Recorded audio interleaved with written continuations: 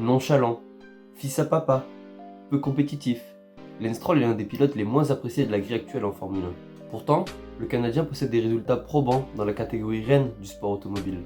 Certains pilotes, comme le super sub Nico Hülkenberg ou encore le Thaïlandais Alexander Albon, ne peuvent pas en dire autant. Aujourd'hui, focus sur un pilote incompris.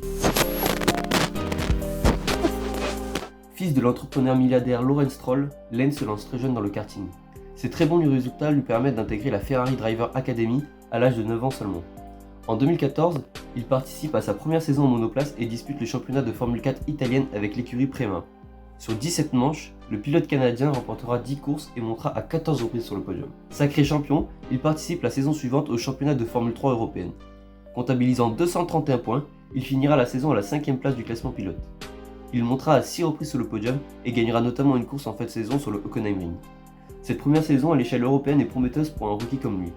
Alors âgé de 17 ans, il quitte la Ferrari Driver Academy pour intégrer le programme de jeunes pilotes Williams. Aussi, il prolonge l'aventure en Formule 3 d'une saison supplémentaire. Auteur de 14 pole positions pour autant de victoires, Stroll finit la saison champion devant Maximilian Günther et un certain George Russell. Cette ultra-domination lui permet de prétendre à un baquet en Formule 1. En novembre 2016, Williams officialise l'arrivée du jeune Canadien aux côtés de Felipe Massa. Selon moi, aucun souci jusqu'ici. Le pilote a prouvé qu'il était rapide, talentueux, aucun problème. Certes, son père lui a permis de financer sa carrière et d'intégrer des filiales prestigieuses, mais les résultats ont toujours suivi. Pour son premier week-end à Melbourne, lors du Grand Prix d'Australie, il se classe seulement en 19e position, tandis que son coéquipier prend la 7e place. En course, les choses ne s'améliorent pas, et le Canadien abandonne en fin de Grand Prix, victime de ses freins. Les Grands Prix s'enchaînent, et Stroll progresse petit à petit, mais souffre toujours autant de la comparaison avec l'expérimenté Felipe Massa. Il marque ses premiers points en Formule 1 lors de son Grand Prix national, en prenant la 9e place. Mais son premier coup d'éclat arrive quelques jours plus tard.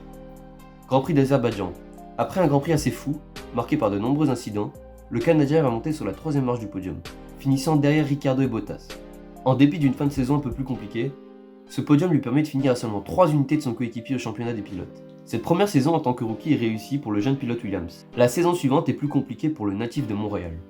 Sa monoplace est très peu compétitive et il est destiné à se battre en fond de grille. Il achève sa saison 18e et marque seulement 6 petits points. La saison 2019 marque un nouveau tournant dans la carrière de Stroll. En effet, le 30 novembre 2018, il est officiellement titularisé par Racing Point, écurie dont son père Lawrence est l'un des propriétaires. Sa première saison dans cette nouvelle écurie sera compliquée pour le Canadien. Il finira la saison très loin de son coéquipier Sergio Pérez, puisqu'il ne prendra que la 15e place au classement des pilotes en marquant 20 points.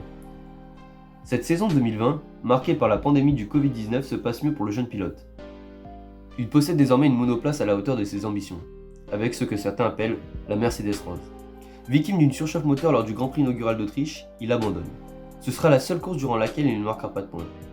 2 4e places lors des Grands Prix de Hongrie et d'Espagne ont permis au pilote des 21 ans de s'installer à la 5e place du classement des pilotes.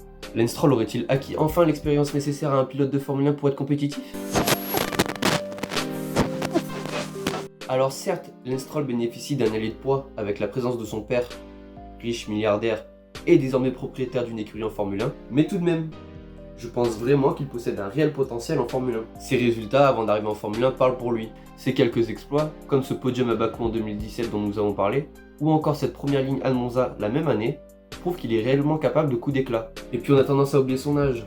Lance Stroll, il a seulement 21 ans. Des pilotes comme Sebastian Vettel ou encore Lewis Hamilton débutaient tout juste leur carrière en Formule 1 à cet âge-là. Je pense donc clairement qu'il faut lui laisser du temps. On voit déjà que cette saison c'est beaucoup plus serré avec son coéquipier Sergio Pérez, qui est un pilote rapide, expérimenté. Je ne pense pas que ce soit une future légende de la Formule 1 comme Michael Schumacher, Lewis Hamilton, mais je pense clairement qu'il a le potentiel pour gagner un ou plusieurs Grands Prix. Et vous en pensez quoi de Lance Stroll ?